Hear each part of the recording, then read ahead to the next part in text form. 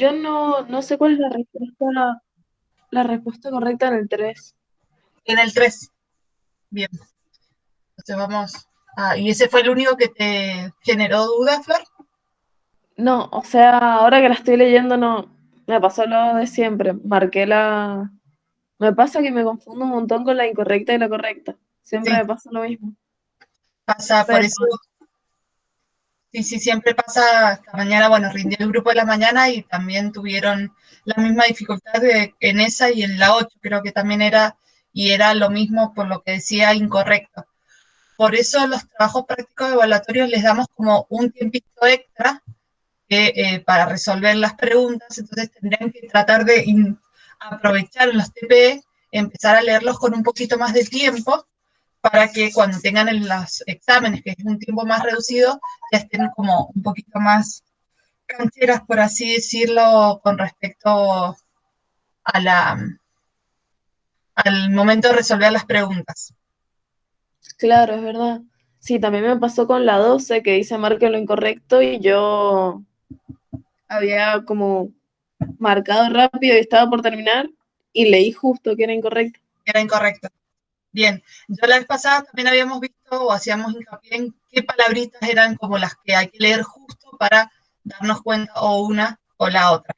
Así que ahora, bueno, volvemos a ver todo el TP de nuevo y quería saber si habían algunas muy puntuales para hacer más hincapié en eso, pero sí hay que acostumbrarse a leer todo y leer también todas las oraciones de las opciones, porque a veces leemos la primera parte, nos parece correcto y ya consideramos que eso es correcto, hay que tomarnos un tiempito más de leer la oración por completo.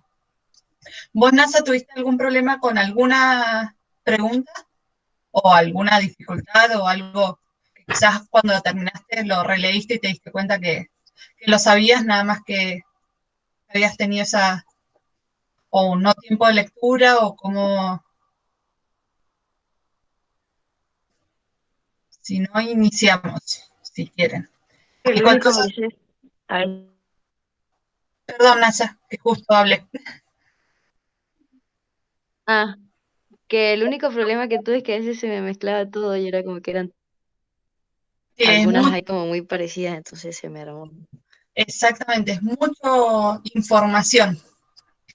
Un comentario nomás, esta mañana uno de sus compañeros del turno mañana comentaba que lo que había hecho, que le había servido ya para estudiar, era este cuadrito pintarlo de colores, es decir, los autótrofos fotosintéticos los ponía verde, después los ponía amarillo, después rojo y esto azul. Entonces eso visualmente le ayudó mucho, porque era una compañera, después en el momento de pensar en qué grupo estaba.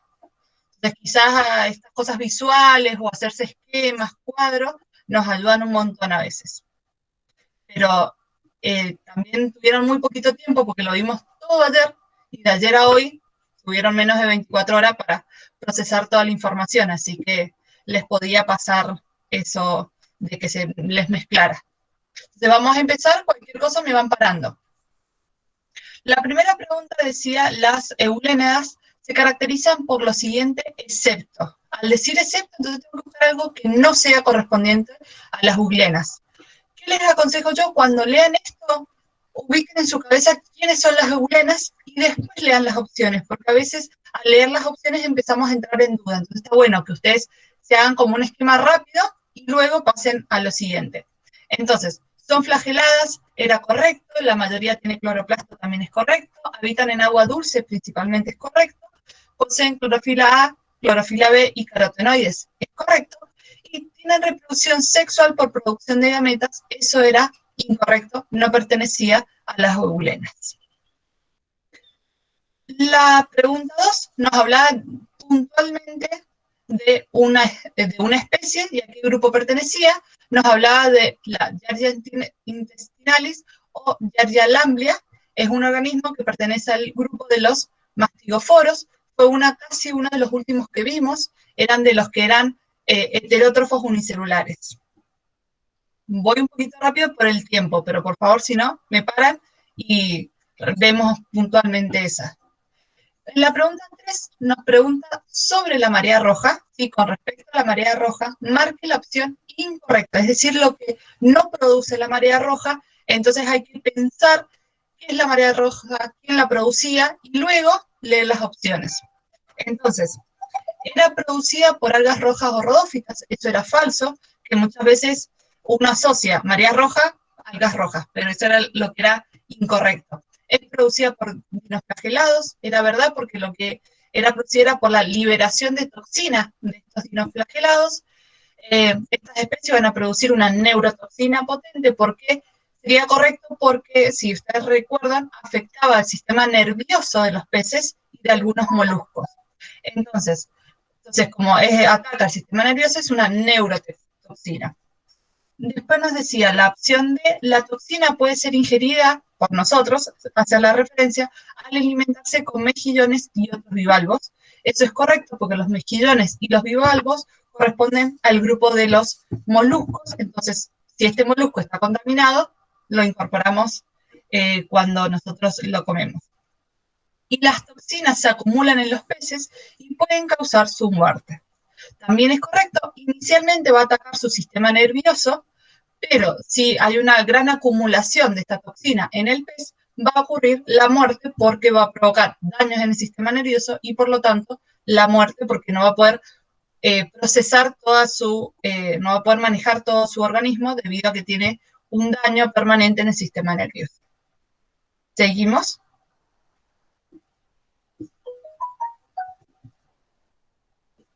Sí, profe. Bien. En la pregunta 4 decía, con respecto a los ameboides o sarcodinos, indique la opción correcta. Es decir, tengo que buscar lo que pertenece a este grupo. Poseen pseudópodos filiformes, eso era falso, porque tenían los pseudópodos lobulados. No tienen pared por fuera de la membrana celular, eso sí era correcto, porque era, por así decirlo, desnudos, se los denominábamos. Los del género Entamoeba es falso, porque eran parásitos. La Entamoeba histolística genera enfermedades en el hombre, en el sistema nervioso central, era incorrecto, y nada de lo anterior era correcto. Entonces, la que sí correspondía era la que no tiene pared celular por fuera de la membrana celular. La 5 nos pedía que marcáramos la asociación incorrecta, es decir, lo que no correspondía. La primera, que era la Entamoeba histolística, que generaba amebiosis o disteria amebiana, eso era correcto. El Clostridium, teníamos distintos tipos, pero uno producía la gangrena. El Panosoma cruzi, que era el mal de Chaga, que quizás es el más conocido por nosotros. El Plasmodium, malaria, que producía paludismo malaria, ¿sí? Y el que era incorrecto era Haemophilus influenza, que era gripe.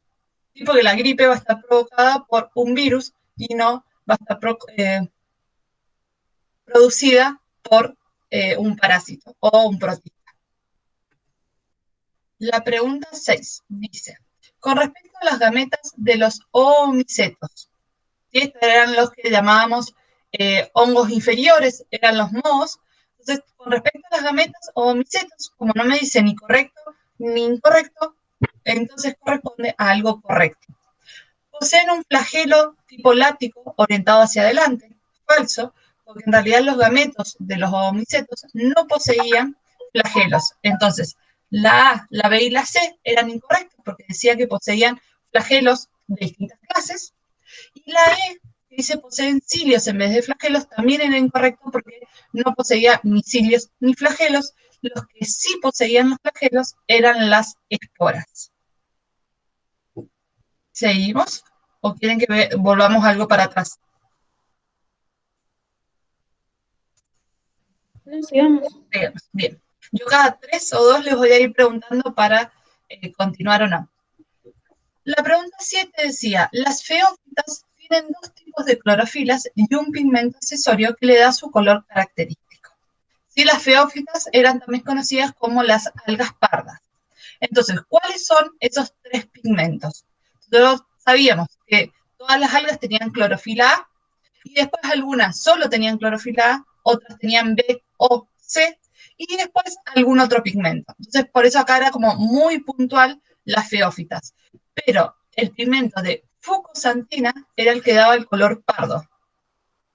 Entonces, podíamos reducir un poco a estas dos, y por último, la correcta era que tenían clorofila A, C y fucosantinas. La pregunta 8 decía, todos los protistas se caracterizan por lo siguiente, y acá nos pedían la opción correcta. Son organismos con células eucariotas, esa primera parte es correcta, pero después decía, la mayoría son pluricelulares. Esa parte de la oración era falsa, entonces incorrecta la A. Comprende tanto heterótrofos como autótrofos, era correcto, ¿sí? Porque teníamos la gran clasificación que tenían esas características.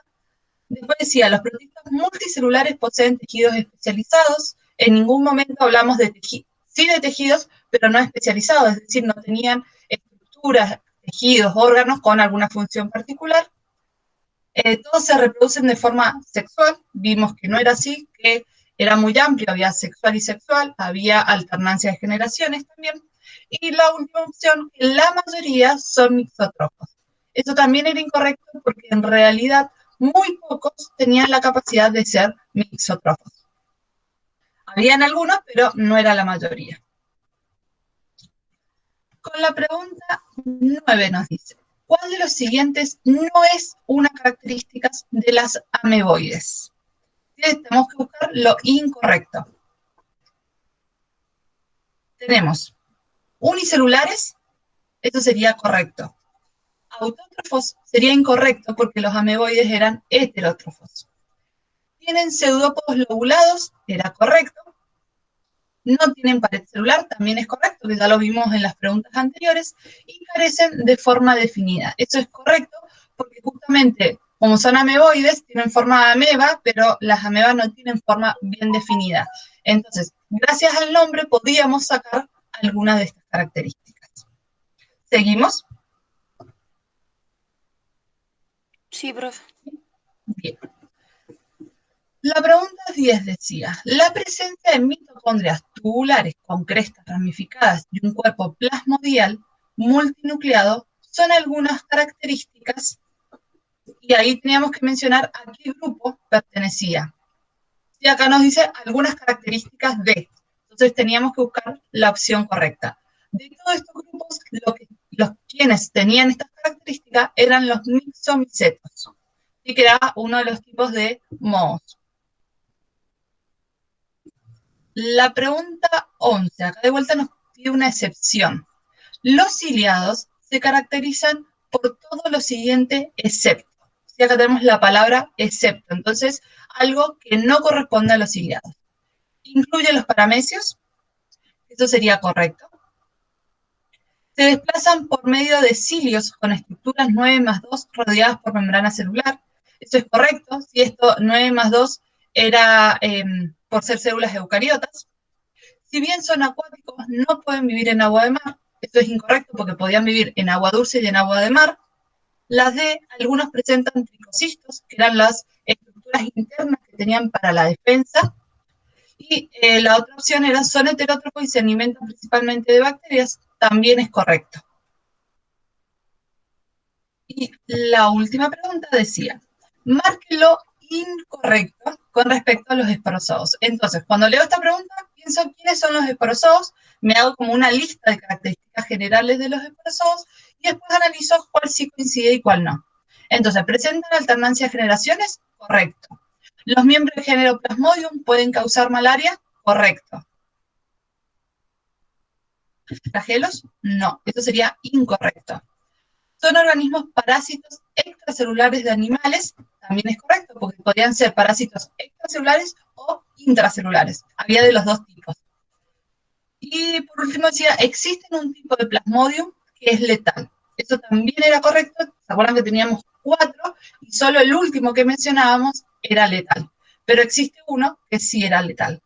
Entonces, en esto, para ayudarnos un poco, tenemos que pensar en el nombre. En este caso, el nombre nos ayuda. Esporozoos. Esporo es que va a tener una forma de espora. Si nosotros nos acordamos, las esporas eran esféricas. Entonces, esférica no va a tener ni cilios ni flagelos. Eso más o menos nos puede ayudar a acordarnos de qué es. Y también, pero bueno, es un poco más difícil hacer esta asociación, que los esperozoos teníamos el Plasmodium, que es el que nosotros vimos, el ciclo del Plasmodium vivax, que era el que generaba la malaria. Y hasta acá eran las preguntas. ¿Alguna consulta de esto? Profe, yo Sí. tengo una pregunta. En el apunte de clase, donde Sí. está lo de los esporozoos, Sí. dice que carecen de cilios y flagelos. Bien. O sea, solo los tienen, pero el desplazamiento es por flexión. O sea, los... El carecen es no tener. Ah, Sí, voy a... pensé que era que los tenían. No, carecen es no tener, es sinónimo de no tener. Ah, bueno. ¿Sí? Entonces, como no tienen, no se pueden desplazar a través de ellos. Había entendido mal. Ahí está, gracias. ¿Estamos? Sí, pues en este caso tenían desplazamiento por flexión. Ahí estaba revisando que dijeran carecen, y sí, sería eso, sinónimo de no tienen. ¿Alguna otra consulta? No, profe. Bien. Entonces, la semana que viene vamos a trabajar la unidad 13, que es el reino animalia.